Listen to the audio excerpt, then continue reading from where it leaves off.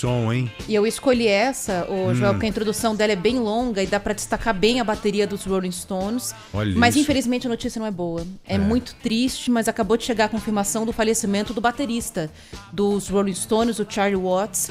Pra quem tá nos acompanhando aqui no nosso youtube.com/Rádio Bandeirantes Oficial, a foto dele também já tá aqui, claro, segurando as baquetas dele. Uma foto bem recente, aliás. Aos 80 anos, já estava internado há algum tempo. A banda confirmou a morte do baterista agora há pouco com um destaque nas redes sociais dos Rolling Stones, falando que ele morreu em um hospital em Londres, cercado pela família dele, que ele foi um grande marido, né, um marido muito amável, um grande pai, um grande avô e um dos melhores bateristas da geração deles, e ainda bem que passou pelos Rolling Stones.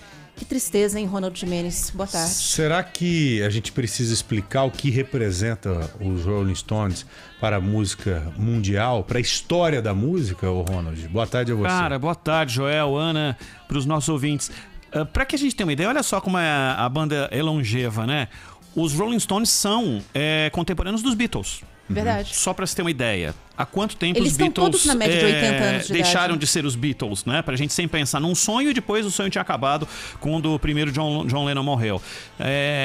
A importância dos Rolling Stones é uma coisa inestimável, né? É a banda de rock and roll mais longeva da história. Com poucas mudanças na estrutura, né? O Charlie Watts, ele era considerado, em 1995, quando os Rolling Stones vieram para o Brasil pela primeira vez, para 2 shows aqui no estádio do Pacaembu, e show no Rio de Janeiro também, não sei se o pessoal que teve a oportunidade de assistir, era o show dos infláveis, em que o palco ficava completamente, de uma hora para outra, apagava as luzes do estádio e os infláveis gigantescos de monstros e tudo mais tomavam conta do palco. E eu lembro naquele show, ouvi uma entrevista do Mick Jagger, e ele dizia mais ou menos assim, o Charlie Watts é o cara que tira o melhor som da menor bateria do mundo, porque a bateria dele era diminuta, ele não era aquele cara que colocava que nem as grandes bandas de rock, colocava tom-tons, rotom-tons e pratos e pratos e pratos. Não, era uma bateria absolutamente simples. E ele era um cara que, se você quisesse ver reações, tinha que olhar só pro rosto dele, porque pro resto não adiantava olhar, porque ele não fazia grandes movimentos, ele simplesmente curtia, dava pra ver claramente que ele tava curtindo o que tava fazendo. Brincava ali, né? Sim, e rodando baqueta, mas o som absolutamente básico. Eu acho que ele até coloquei nas redes sociais aí, o mais discreto baterista das grandes bandas da história, porque nunca se ouvia falar nada assim monumental do Charlie Watts. Ele era competente naquilo que fazia. Tratava um câncer, como a Ana falou, e ele estava muito preocupado com o seguinte: a banda está ensaiando para turnê nos Estados Unidos e no Canadá, e então é uma turnê adiada já, e que está sendo retomada com datas marcadas já. Então ele deu uma entrevista recente para um tabloide inglês, falando que ele estava muito preocupado, que ele não queria decepcionar os fãs mais uma vez. E ele não conseguia, ele percebia, os médicos diziam que a recuperação dele ia durar mais do que ele imaginava que seria necessário para ele voltar a tocar. Por isso que ele pediu para que o Steve Jordan tocasse e ensaiasse com os Rolling Stones. Se ele tivesse condições, ele iria. Se ele não tivesse condições, o Steve Jordan tocaria para a banda. Quantas vezes nós ouvimos Rolling Stones? Quantos ouvintes que estão nos acompanhando agora ouviram Rolling Stones em muitos momentos da vida, né? Sem dúvida. E Hinos, acho que hoje, mais do que nunca, a gente vai parar para tentar entender um pouco da musicalidade dessa banda, né? Porque é na perda que é na ausência que você vê a falta que a pessoa faz. Sem dúvida. Não é? E eu acho que agora a gente vai tentar entender um pouco mais do que o Charlie Watts fazia com a bateria. Isso. Não é? Isso. A contribuição é incrível. Para o som que marcou a história dos Rolling Stones. Não, sem dúvida nenhuma. No dia 2 de junho, Ronald, ele fez 80 anos.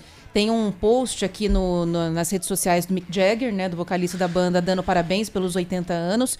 E uma das últimas postagens dele é uma mensagem aqui também no Instagram dele, desejando que o Charlie se recuperasse o quanto antes. Que ele esperava ansiosamente pelo retorno do Charlie à banda, que eles estavam ensaiando, que ele estava se recuperando e que em breve voltaria a tocar com eles para sair nessa turnê. Infelizmente não deu tempo.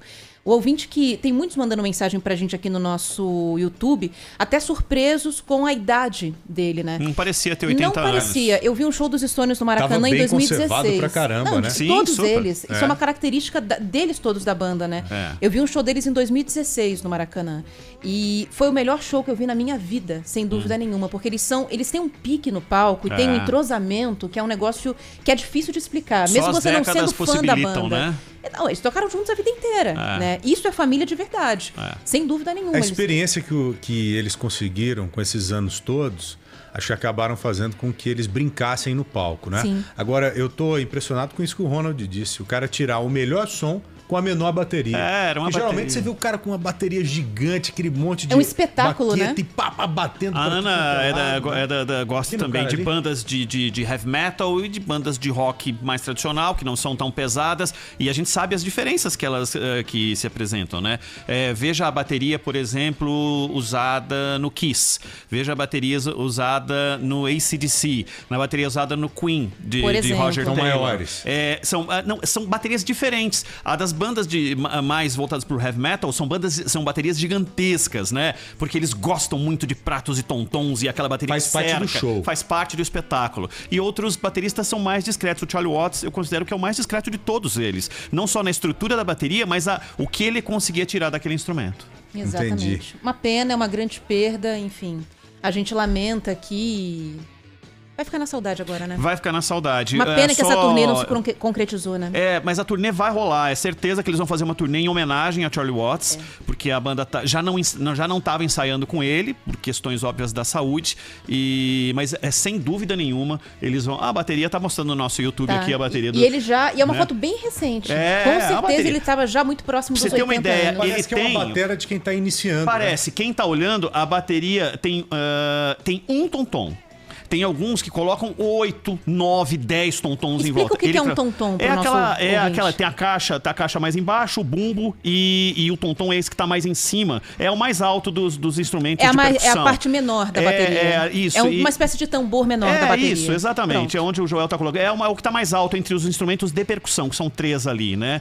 E além dos pratos e dos chimbals que estão em volta. É isso. Ele se aproveitava de uma bateria pequenina para fazer um show grandioso. Sensacional. É isso. Esplêndido, né? Isso aí. Ronald, Que muito pena. obrigado. Valeu. Viu? Eu volto Grande daqui a abraço, pouco. meu amigo. Muito bom poder contar com toda a sua experiência Isso. também musical aqui no Bora Brasil. Tamo aí, a gente volta às 3 da tarde. Fechado. Boa. Vamos pro intervalo subindo Vamos nessa. Sônia?